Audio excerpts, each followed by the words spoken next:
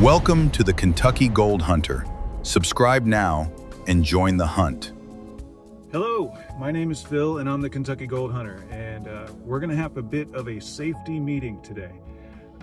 What we're going to talk about is land usage on private versus public land. Basically, the way that it works in my state is going to be different than it works in other states, and different counties are going to be different as well depending on the site that you're looking at. For instance, in Campbell County there's A.J. Jolly Campground, and this campground is like owned by the county. The land rights, the mineral rights to it, the whole shebang. In Kentucky there's a severance with mineral rights and land ownership that can happen when things get passed on and things get purchased and that sort of thing. Sometimes the state will own, as far as public land goes. Sometimes the state will own the land that the county is using for a park. In those types of situations, one would need to get a permit from at least 4 different places. First of all, you would have to go through the Department of Water and the Department of Mining and Reclamation and the Department of Fish and Wildlife, right? And in certain instances, the Army Corps of Engineers, because the Army Corps of Engineers has a lot to do with what's going on in Kentucky, the building of dams, waterways, and that sort of thing. I think this was because of back in the day how much we used to use the Ohio River. Now we still use it, and you can prospect on the Ohio River, but in order to go out there and prospect, in any sort of capacity, you're going to have to ask for permission from 4 different places in Kentucky. Now what I'm doing is I am in contact with these 4 places because I'm interested in a lot of properties that are in Kentucky that are public land as well as private land. The public land is what we're really focusing on here today. We'll talk about private land here in a second. Public land owned by the state of Kentucky means that it's for the public, but there are certain rules, conservation rules, as far as each site goes. There are certain parks that Kentucky may have jurisdiction over, whereas the park may give you access to, the county may give you access, not realizing that the state actually gives the permission for this land. So anyway, what I'm doing is I'm in correspondence with all 4 agencies right now. Okay, that's one. That's the Department of Mining and Reclamation.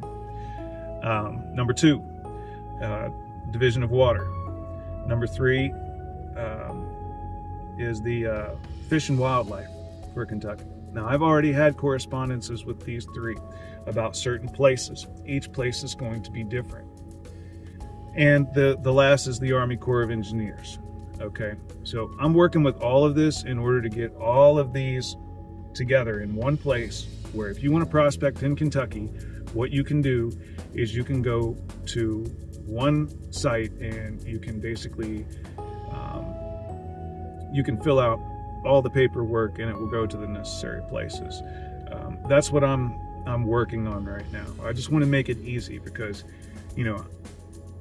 I've had to start going through this process because there's a lot of places that have opened up to me that I want to look at. But in order to do that correctly, it's a case-by-case situation, and it will be for you too if you decide to prospect in Kentucky. If you go to a park along the Ohio River or near it, you're going to have to ask the county or whoever's in charge of the park, the local fiscal courts, to access it. Now, I've talked to the fellow from the Mining and Reclamation Department, and as far as he's concerned, panning is not an issue. Now, what I'm trying to get worked out is that anybody in the state of Kentucky that is a resident, obviously, can go out and pan anywhere they want. That's what we're looking for. We're looking for low impact mining and panning anywhere you want, you know, in the state of Kentucky. But using equipment, you know, if you want to use a high banker, if you want to use, maybe you could get away with a sluice box in a river. We're not there yet. We're not sure where that line is exactly drawn as far as the type of equipment goes, right? But Kentucky does have a dredging permit. And once you get the dredging permit from the Department of Mining and Reclamation, then you would be able to use anything up to a dredge, right, in a lot of places. From there, once you have the ability to use the equipment, you know, that's the mining and reclamation, you know, then you have that permit, then you would have to ask for permission at the actual place that you would want to prospect at. Maybe even give a location, and you're just giving that to the authorities in Kentucky and state level. So this is all state level stuff. After you fill out these, you're still going to have to ask permission from the local county government as well. Okay, so it's actually a 5-step process. Okay, I'm trying to make this easier. This is just an update. As you know, private land is a totally different animal.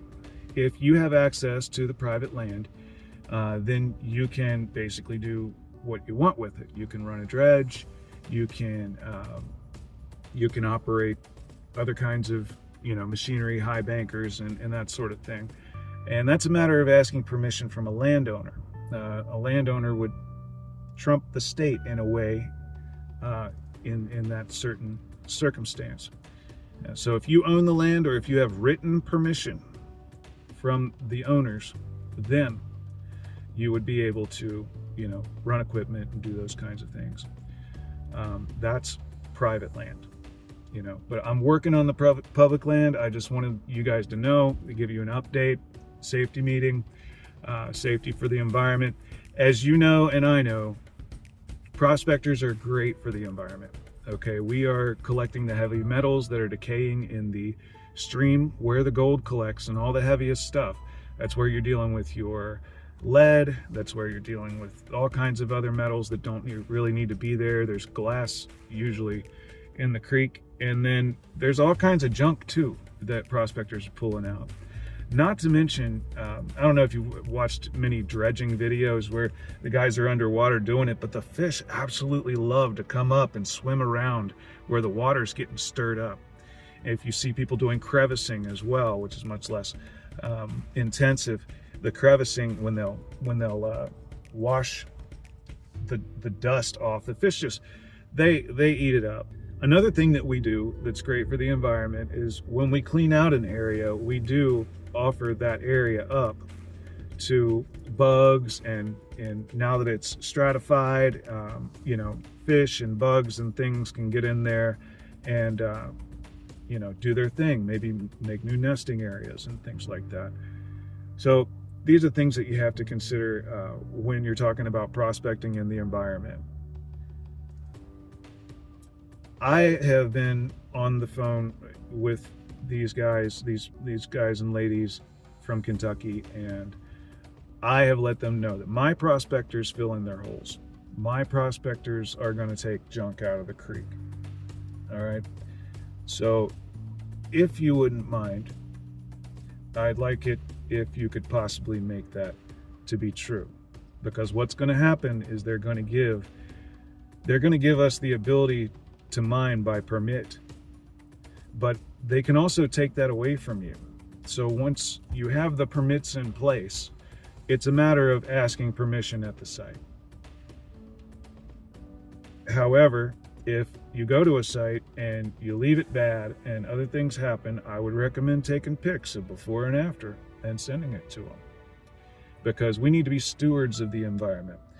We do not need to be, this isn't mining, you know, this is prospecting, right? We're not talking about heavy equipment. We're not talking about gold rush, right? Not on that kind of level. We're talking about what one person can do when they put their mind to it, going out into a river. So anyway, that's all for today. Just wanted to let you guys know where things were. Trying to go up to Cottonwood Trails here soon. I want to go see the creek again and get in there with my equipment and actually run really hard. I heard that there's good gold there, so we want to run really hard and we want to make it happen. So this is Kentucky Gold Hunter. This is our safety meeting and security update here. I just want to keep everybody on the same page. Yes, always ask permission. Panning seems to be not quite as big of a deal. But when you're talking about higher equipment, just hold off for a minute, because unless you have permission from a landowner, don't use it on public land unless you specifically know that you can't. AJ Jolly Campground in Campbell County is a place that you could. I did go over there and I didn't see much glacial till, but I only had about an hour and a half there to look around. And the lake is down. You can't access certain parts of it because they're doing some construction. So if yeah, that's it. So everybody, signing off for today. Be safe out there, don't get hurt, and don't break the law.